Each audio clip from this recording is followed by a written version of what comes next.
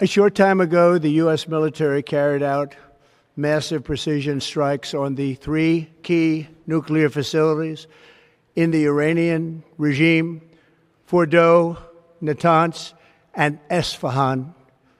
Everybody heard those names for years as they built this horribly destructive enterprise. Our objective was the destruction of Iran's nuclear enrichment capacity and a stop to the nuclear threat posed by the world's #1 state sponsor of terror. Donald Trump's obsession with Iran being a nuclear villain in his global world order was far from over when he obliterated Natanz, Fordow, and Isfahan in mid-2025. At the turn of the new year, the American president is back with his obsession of destroying Iran's nuclear capability and capacity. Why? Nobody knows. When? Nobody knows. The 47th president appears in front of the media, makes threats against Supreme Leader Ayatollah Khamenei, and then vanishes into oblivion. There seem to be some people killed that aren't supposed to be killed. These are violent. If you call them leaders, I don't know if they're leaders or just they rule through violence. But we're looking at it very seriously. The military is looking at it. And we're looking at some very strong options. We'll make a determination. You saw that where 14 missiles were shot at us the other day. And they were very nice. They gave us warning. They said, we're going to shoot them. Is 1 o'clock okay? They said, it's fine. And everybody was emptied off the base, so they couldn't get hurt except for the gunners. They call them the gunners. And out of 14 high-end missiles that were shot at the base in Qatar, all 14, as you know, were shot down by our equipment. Amazing stuff. Amazing that they can do. It's like shooting a bullet with a bullet. It's the same thing if you think about it. 14 out of 14, and they weren't even that surprised. I said, do you do that well often? They say, we pretty much do, sir. In the back. I guess over the next month, something like that. Yeah, it should happen quickly. They should agree very quickly, yeah. To be involved in those talks indirectly, and that'll be very important. We'll see what can happen. But typically, Iran's a very tough negotiator. They're good negotiators. Or bad negotiators. I would say they're bad negotiators, because we could have had a deal instead of sending the B-2s in to knock out their nuclear potential, and we had to send the B-2s. I hope they're going to be more reasonable. They want to make a deal. After all of Trump's threats about attacks and movement of warships towards Iranian territory, Supreme Leader Ayatollah Khamenei had enough. He finally decided to respond to Trump's rabid remarks. And it would be fair to say that whatever Khamenei said in his press conference would not, ideally, let Donald Trump have a good night's sleep regarding his plans about Iran and Iran's nuclear arsenal. این حرفایی هم که رئیس جمهور آمریکا میزنه که من را اشاره خواهم کرد، گاهی تهدید میکنه، گاهی میگه باید فلان کار بشه، فلان کار نشه. این معناش این است که اینا در پی تسلط بر ملت ایرانن. ملت ایران درس‌های اسلامی و شیعی خودش رو خوب بلده، میدونه که چه کار کنه.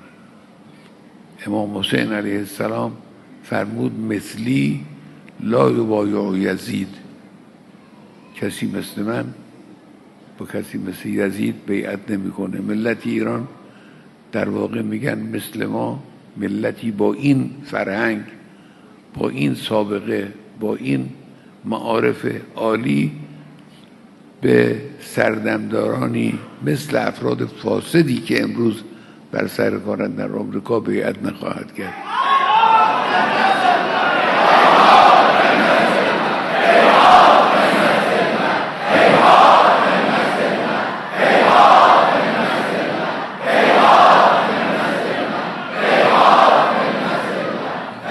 بیایید درباره انرژی هسته‌ای شما با هم مذاکره کنیم و نتیجه مذاکره بشود این که شما این انرژی رو نداشته باشید.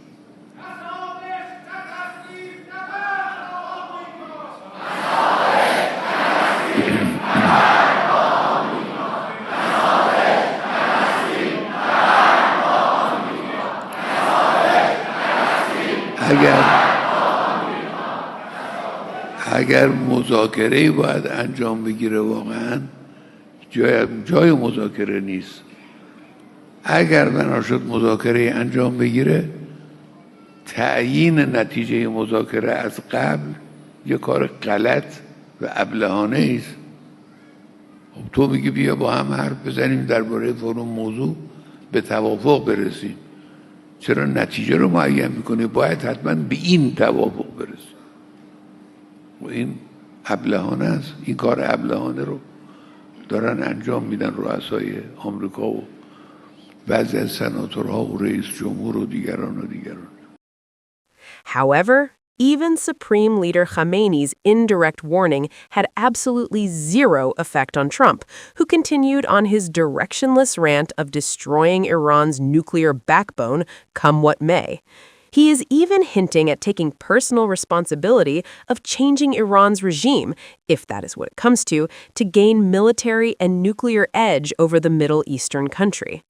We're looking at a prime minister. We're going to see what's going to happen. We've got some ideas on it, but in the end, everybody needs the U.S. Everybody needs us. Well, in case we don't make a deal, we'll need it. If we don't have a deal, we'll need it. If we have a deal, we could cut it short. It'll be leaving very soon. We have one out there that just arrived. If we need it, we have it ready. A very big force. However, as has always been a trend with Trump, enemies suddenly become friends, with whom he has good talks and expects positive results. And yet, after so much positivity, U.S. President warns of consequences if his deal conditions are not followed, if his conditions and prerequisites are not met, and his mind is not put at peace. Dear Mr. Trump, these are not deals. These are smackdowns. Had very, very good talks today having to do with Russia, Ukraine. Something could be happening. We likewise had very good talks on Iran. Iran looks like it wants to make a deal very badly. We have to see what that deal is. But I think Iran looks like they want to make a deal very badly, as they should. Last time they decided maybe not to do it, but I think they probably feel differently. We'll see what the deal is. It'll be different than last time. And we have a big armada. We have a big fleet heading in that direction. We'll be there pretty soon. So we'll see how that works out.